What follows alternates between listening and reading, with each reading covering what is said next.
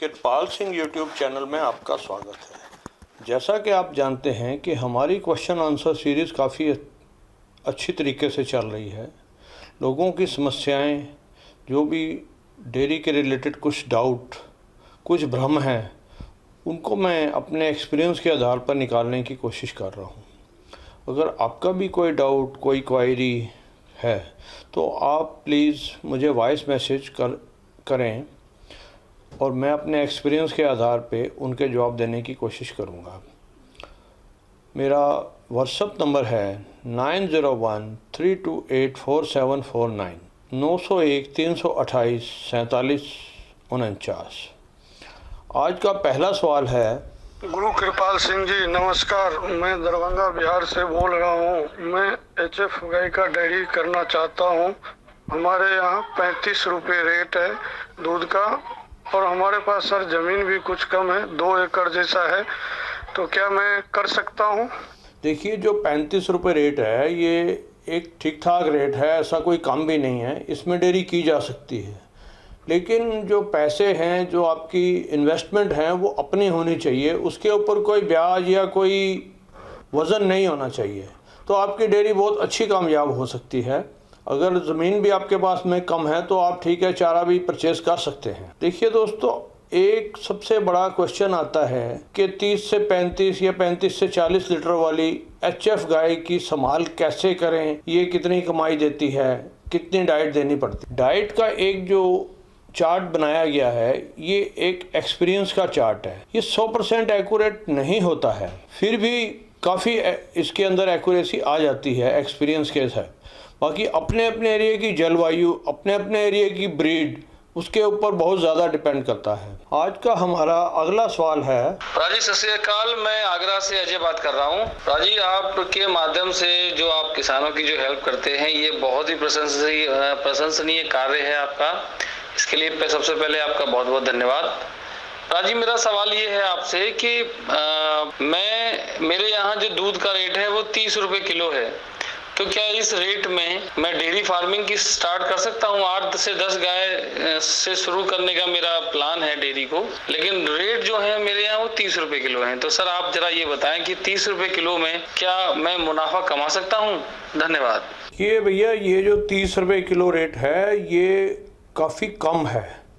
इसके अंदर एक नॉर्मल सा प्राइवेट होगा, जिसके अंदर आप किसी का अगर लेन देन, कोई ब्याज, कोई किश्तें देनी हैं तो वो देना काफ़ी मुश्किल रहेगा। अगर पैसे आपके अपने हैं, ज़मीन आपकी अपनी है, कुछ चारे की आपके पास में ग्रीन फॉडर अपने घरेलू उससे हेल्प मिल जाती है, तो भी फिर भी आप खड़े रह सकते हैं। डेयरी के अंदर एक्चुअल होता ये है कि जैसे हम पुराने हो जाते हैं, ब्रीड हमारे घर की तैयार हो जाती है, अच्छे सीमन लगवा के हमने ब्रीड तैयार की हुई होती है, तो उसका दूध अच्छा आता है। खर्चा जो है 20 किलो वाली गाय का होता है तो वही लगभग 30 किलो वाली का होता है। कोई 1-2 किलो फीड बढ़ता है, या उसकी थोड़ी बहुत केयर में पंखे वगैरह चलाने पड़ते हैं, तो उसकी थोड़ी बहुत कोई बिजली खर्च आता है, लेकिन कोई ऐसा चेंज नहीं आता है। और अगर अपने घर की तैयार की हुई ही ब्रीड जो होती है, वही लंबे दूध और अच्छे दूध देती हैं। क्योंकि ऐसा भी देखा गया है कि जैसे आप किसी घर से गाय या भैंस खरीद के लाते हैं, तो आपको बड़े ये फील करते हैं कि मैं उसके वहाँ से इतना दूध निकाल के लाया था, मेरे यहाँ पे इतना दूध ये नहीं दे पा रही है, तो उसने कौन सी हेरा फेरी कर दी है, क्या खिला दिया है, क्या पिला दिया है, इस तरीके के दिमाग के अंदर डाउट आने लग जाते हैं। लेकिन रियलिटी ये होती है कि जब जानवर अपने घर के अंदर जम जाता है, पुराना हो जाता है, तो उसके अंदर उसकी मिल्किंग कैपेसिटी और उसका काफ़ी अच्छा सेटिंग हो जाता है। और ये सारा अपने जब एक्सपेरिमेंट आप बिजनेस करेंगे उसके बाद में ही पता लग पाएगा। सिर्फ नॉलेज इकट्ठी करने से इस चीज़ का आपको समझ नहीं आएगी। हमारा अगला सवाल है। श्री अकाल सर, मैं फतेहगढ़ साहिब पंजाब से हूँ। मेरा नाम गुरु इकबाल सिंह है। सर, हम आपके सब्सक्राइबर भी हैं। सर, आपकी वीडियो से बहुत ही अच्छी जानकारी मिलती है। सर, आपकी वीडियो देखी थी जिसमें आपने पूछा है कि आपने क्वेश्चन किए हैं कि पहले जो बुल हुआ करते थे उनका वेट कम हुआ करता था, लेकिन अब जो बुल है उनका वेट ज़्यादा है। सर इसमें भी कई कारण हैं। एक तो इसमें ये कारण है कि पहले जो मेले होते थे वो कम लगा करते थे, लेकिन अब जो मेले हैं वो थोड़े ज़्यादा लग रहे हैं। इसीलिए हमारे जो फार्मर हैं वो बुल को तैयार करते हैं ताकि वो मेलों में चैंपियन बने, और आजकल प्राइस भी अच्छा मिलने लगा है। और सर दूसरी बड़ी बात ये है कि आजकल सीमन का ट्रेंड चला हुआ है, पहले इतना सीमन का ट्रेंड नहीं था, और सीमन भी वैसे उसी बुल का सेल होता है जो अच्छा बॉडी स्ट्रक्चर अच्छा हो, हाइट वेट में, उसका ही सीमन बिकता है। और सर दूसरा आपने सवाल किया है नस्ल सुधार के ऊपर। सर नस्ल सुधार का ऐसा है, हमें उसे बुल का सिलेक्ट करना चाहिए जिसकी मदर फादर डिटेल अच्छी हो, बुल चाहे कमजोर भी हो, अगर हमने दूध की लाइन सिलेक्ट करनी है। कई बुल ऐसे होते हैं कि उनका बॉडी स्ट्रक्चर बहुत ज़्यादा होता है लेकिन उनकी मदर फादर डिटेल अच्छी नहीं होती, तो उनके बच्चे दूध की लाइन के नहीं आते।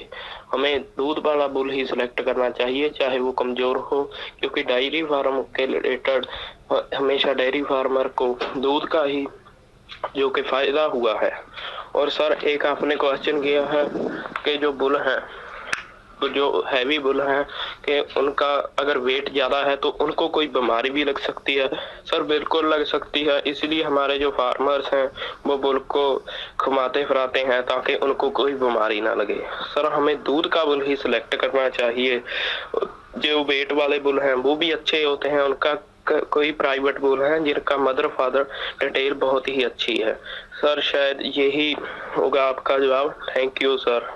देखिए भैया जी, जो जवाब आपने दिया है ये बहुत अच्छा है और बड़ा आपने रिसर्च के हिसाब से दिया है, और आपने ये क्लियर किया है कि जो वेट से इतना फ़र्क नहीं पड़ रहा था, बुल अगर कमज़ोर है, कम वेट का है और पीछे से दूध की लाइन का है तो वो अच्छा रहेगा, ना कि जो हैवी वेट बुल है और उसका वेट चाहे कितना भी है और पीछे से अगर दूध की लाइन नहीं है, उसकी आने वाली कटरियों की क्या कंडीशन है कि कितनी दूध दे रही हैं, कितना नहीं दे रही हैं। और सेकंड ये होता है कि जो आने वाले जो कटरियां हैं बुल की, मेल और फीमेल पैदा जो होते हैं उसके अंदर परसेंटेज कितनी है। यदि किसी बुल का जो है पीछे से दूध लाइन कितनी भी अच्छी है और उसके जो है कटरियां 20% पैदा हो रही हैं, कटरे 80% आ रहे हैं, तो वो बुल भी अनसक्सेस माना जाएगा। हमारा अगला क्वेश्चन है। बहुत बहुत धन्यवाद सर जी मेरे लास्ट सवाल का जवाब देने के लिए। सर जी मेरा और एक सवाल है, क्या हम बिना साइलेज के फार्म चला सकते हैं, मुर्रा भैंस का फार्म, बस हरे चारा, कॉन्सेंट्रेशन फीड और भूसा के साथ हम लोग क्या फार्म कर सकते हैं? देखिए, हरा चारा और भूसा अगर है तो फार्म बहुत अच्छा चलाया जा सकता है। साइलेज तो अभी 10-15 साल से ही आया है, इसके पहले साइलेज नहीं हुआ करता था। लेकिन जो तरक्की वाली बात है, जो नस्ल सुधार वाली बात है, आने वाले टाइम के फ्यूचर की बात है, तो वो साइलेज एक नई इन्वेंशन है। तो ये अगर प्रबंध कर लिया जाए तो बहुत अच्छी बात रहेगी। और साइलेज का प्रबंध करना इतना भी कोई मुश्किल नहीं है कि जिससे लोग उसको अभी हिचकिचाते हैं कि ये साइलेज का प्रबंध नहीं होगा। साइलेज आप जो कोई भी किसान है उसका प्रबंध कर सकता है इजीली। नमस्ते सर जी, मैं कृष्णा पाटिल बुरहानपुर के गांव हड़गांव से बोल रहा हूँ। मेरा ये सवाल है सर जी कि मेरे पास साइलेज नहीं है और मेरे पास हाइड्रोपोनिक चारा है, मक्का का भूसा है, केले के पत्ते हैं, गेहूं का भूसा है और काउ फीड खिलाकर मेरे 30 लीटर गाय का पशु का पालन मैं अच्छी तरह से कर सकता हूँ क्या सर? आपकी कोई राय है या मैं अच्छे से कर पाता हूँ सर? तो ये मैं अच्छी तरह से दूध की क्षमता टिका के रह सकता हूँ क्या सर? प्लीज़ सर मेरे को बताएं सर। धन्यवाद सर। देखिए, जो मक्का का हरा चारा या जो भी आपके पास में हरा चारा है तो आप डेयरी को कर सकते हैं, ऐसी कोई बात नहीं है। लेकिन साइलेज का अगर आप प्रबंध कर लें तो इसका अच्छा बेनिफिट रहेगा। रही हाइड्रोपोनिक की बात, तो अभी पंजाब के अंदर हाइड्रोपोनिक चारा कोई ख़ास लोग नहीं कर रहे हैं, तो इसलिए हाइड्रोपोनिक का रियल एक्सपीरियंस क्या है ये मेरे पास में अभी इसकी डिटेल कम है। अगर आपके पास में कोई इसकी डिटेल है, अगर कोई भी हमारे दर्शक जो कि हाइड्रोफोनिक चारा यूज़ कर रहे हैं उसका रिज़ल्ट कैसा आ रहा है, तो आप मेरे साथ शेयर करें। मैं आने वाले वीडियोस के अंदर उसको पब्लिक के साथ शेयर करने की कोशिश करूँगा। देखिए, अगर हाइड्रोफोनिक चारा या कोई भी चारा या कोई भी आपके पास में अच्छी डेयरी है तो उसके लिए आप मुझे मैसेज करें, तो मैं आपकी डेयरी कवर करने की पूरी कोशिश करूँगा। धन्यवाद।